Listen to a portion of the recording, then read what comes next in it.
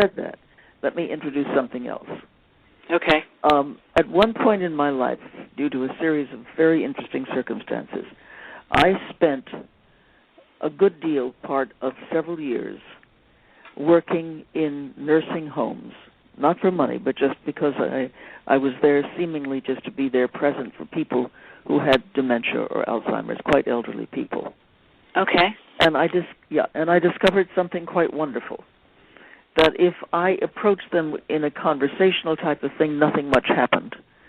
But if I began to sing and dance with them, a great deal happened. So I learned about 100 songs. This was, what year was this? This was 96, 97, 98. And I learned a lot of songs. And I would deal with an old gentleman who had been born at that time in 1910. And I would take his hands and I would sing to him something that I thought he would have heard as a baby. Hush-a-bye, don't you cry, go to sleepy little baby. When you wake, you will have all the pretty little horses. And then I might go to a song he could have heard in 1913. Every little movement, every little moment has a movement all its own. Every little gesture has a da-da-da-da-da, 1918. I wish I could shimmy like my sister Kate, all the way up. Gee, you're an amazing woman. Anyway, I would sing and I would dance, and we would get up by the 1930s, they were really jiving, Bells are ringing for me and my I can't give you anything but love, baby, And they would sing and they would dance, huh? And then I would sing to them, where have you been and what have you been doing? And they would sing back, not everyone, but quite a few, and tell me about these tremendous experiences that they were having, these wonderful relationships and great adventures and tremendous landscapes they were galloping across. And occasionally one or more would become lucid.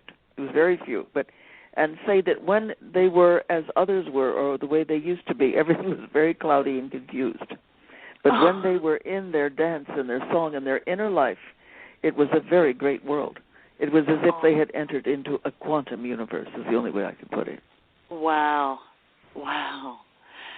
So it was almost as if in those moments, life took on a whole different flavor and spice for them. It was no longer just like robotic. It was. That's right. Exactly. Wow. That's a great story. That's a great story. Gee, this is wonderful. And I taught a lot of nurses. To do that. Yeah. Doctors, they said, did they do it's it? not possible, the brain it has collapsed, so they weren't open. But the nurses were. Oh, good. There's a lot of nurses that I'm finding in the health profession that are much more open to alternative ways of working with their patients. Oh, yeah. And they know well, they're that there with their patients. They see them. They're there. They're hands-on. They're with them. The doctor just comes through. This is not to put down doctors, and you have many doctors who are brilliant exceptions, and who are there fully. But by and large, it is the nurses who pay the attention to the fullness of the other. And it's wonderful that they're listening to alternative ways of helping their patients like this, because it really that's the compassionate way that they're coming through. Now we're going to move towards the end of the story here, and as we're moving towards the end, where we move into Dorothy's dark night of the soul, let's talk a little bit about how much power we can all harness from. All of us have some time in our lifetime, there has been a moment or a tragedy or an instance where we just feel hopeless and helpless, and there's this loss and this feeling of devastation, and that's what Dorothy experienced when she was in the tower from the witch had her held up. And let's talk about her inspiration and her courageousness that came out of that dark night of the soul. Well, what is it about what I wrote that particularly appealed to you? Because I did write about it. Things. I loved the piece where Well, as we were talking about the Dark Night of the Soul, I loved Yeah. the piece where when she came to and Glinda showed up again, and she said, I think I'm paraphrasing here, but she said, Glinda, I want to go home to Kansas, and she says, I need your help, and Glinda says, you don't need my help any longer. You've always had the power to go back to Kansas. And she opened her eyes, and she was in the bed, and all her loved ones were around her, and she felt all the love, and she had gone through this big, wonderful, incredible journey with the flying monkeys and everything through all of Yellow Brick Road, and here she ends up in the end of the story where she didn't even leave her bed. And she went through all that growth and all that expansion and all that adventure and all that awareness by staying exactly where she was. So for me, the moral is you're exactly where you need to be to learn. Well, remember she said, and I realized it was all in my own backyard. Yes. For her own backyard, read the 1939 version of The Collective Unconscious of the Human Soul, so that she could tap into this and that we all contain these great adventures within us. However, to be truthful to the story, the actual story itself, that Frank Baum wrote in The Wizard of Oz, it was a real event. So I would say somewhere between the two is true. Many of us have 5 to 10 to 100 times the amount of sheer experience compared to our ancestor of 150 years ago. And not only the sheer outward experience, but also then our being,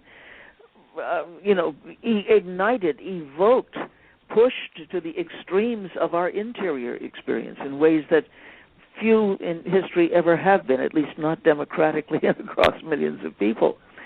And so it's these two. It both lies within, but we're also in a time of opportunity, education, challenge, relationships that were never there before in human history to the great masses of people. So both stories are true. The great-granddaughter of Frank Baum, the author of The Wizard of Oz, got in touch with me not very long ago and told me something that was so amazing. The whole story just downloaded itself into his mind. It was all there, all at once. Wow. In the same way that J.R. Rowling received the whole Harry Potter story. Right. Boom, just in a few seconds while she was on the train to Manchester. So in a sense, this is a story that has been cooked in the cauldrons of the deep collective human mind that arises at this time because we are, like Dorothy, we are living in an outmoded situation. We are in a state of colossal yearning for we know not what. We feel the lure of becoming. We know that we have to expand not just our musculature and our diet. I mean, that's where a lot of people have put it, but our inward senses, the sheer gorgeous muchness of our personalities, and, of course, the ability to live in a time in which fusions of cultures and consciousness are happening as we move slowly but surely to a world civilization with high individuation of culture. We have to meet our entelechy, our higher guidance self, that which is evoking and provoking us to new ways of being and doing. And, of course, we have to take action, regrow our minds, knowing that we can do it at any age, open our hearts, take the great stories of our life and risk and really do something, enact our purposes at a higher level. All of this is true. The wizard is us. The wizard is us. And we are here for a great journey. This has been a wonderful book to read. I highly recommend it. I'm going to buy a few copies for some loved ones of mine because this is just, it gives you a different perspective at looking at just about everything. So it really does. The only thing you didn't cover, and I really wanted to know, was what was the little people's purpose? Well, the little people recognize her. She's recognized. She lands, and they said, "Are you a goddess? What are you? You're wonderful." They see her in her fullness. They help her get on the road. In the book, They are just, she's really 6 or 7 years old in the book, or 8 Right. years old maybe. So they're all the same size. Judy Garland was 16 at the time, so they have to, change that around a little bit. But Right. but they see her, they acknowledge, hi ho, the witch is dead. She has already announced the ending of that which has been tormenting them, and she is recognized for her greatness right in the beginning. Oh, that's wonderful. That's wonderful. Yeah. And I want to make sure everybody can get a hold of you. So you have JeanHouston.com as your website. They can get a hold of you Yes. for all your workshops and your teleseminars and all the work that you have going on all the time. I don't know how you sleep with everything you've got going on. I really don't. Well, not too much these days. That's true. I imagine. But this has been such a wonderful, wonderful treat for me. I've really enjoyed talking to you and just hearing your wisdom and your beautiful perspective on everything we've talked about today. And it's just been a wonderful delight for me. Is there anything you'd like to offer, add, direct our audience to you? The floor is yours. Well, I think to know that these are the times and we are the people. I mean, we have won the ultimate Olympics, haven't we? I mean, of all those millions of sperm just traveling and swimming like mad, meeting that particular egg. You're it. You're the one who won. You won. My goodness, what an outlandish thing. I mean, it's just truly like a 1,000,000,000 to 1 chance that you actually came into life and form, and deeply appreciated. You came in coded with so much, with so many talents and joys. Find a group to explore these things. Use my books, use other people's books, whatever. That isn't a psychotherapeutic group. A psychotherapeutic group is very useful, but it's for something else. This is a growth group, a teaching, learning community, to really work together, to play together, to explore the new ways of being that are yearning at the threshold of your mind and heart to manifest, so that you become like Dorothy, one who traverses essentially the road of spiritual pollen, and realizes that you have, every one of you in your own unique way, have a splendid mind, a glorious heart, and the courage to do, to be, to act, to become. Amen. That's beautiful. You're very poetic. You are truly a philosopher. And Jean, God bless you. Thank you for all the work that you have done for all of us, for so many people and countries. I mean, you are just a phenomenal life spring of energy, and I have to say this because I think that this is one of the best quotes I've ever heard, and it came from Buckminster Fuller, and he gave a comment about you, and he said, Jean Houston's mind should be considered a national treasure, and I think that is just a great quote. Well, there are many, many treasures out there, and the wizard is us. They all lie within us. Thank you very much, Lisa. It's been Thank you very much, pleasure Jean. talking with you.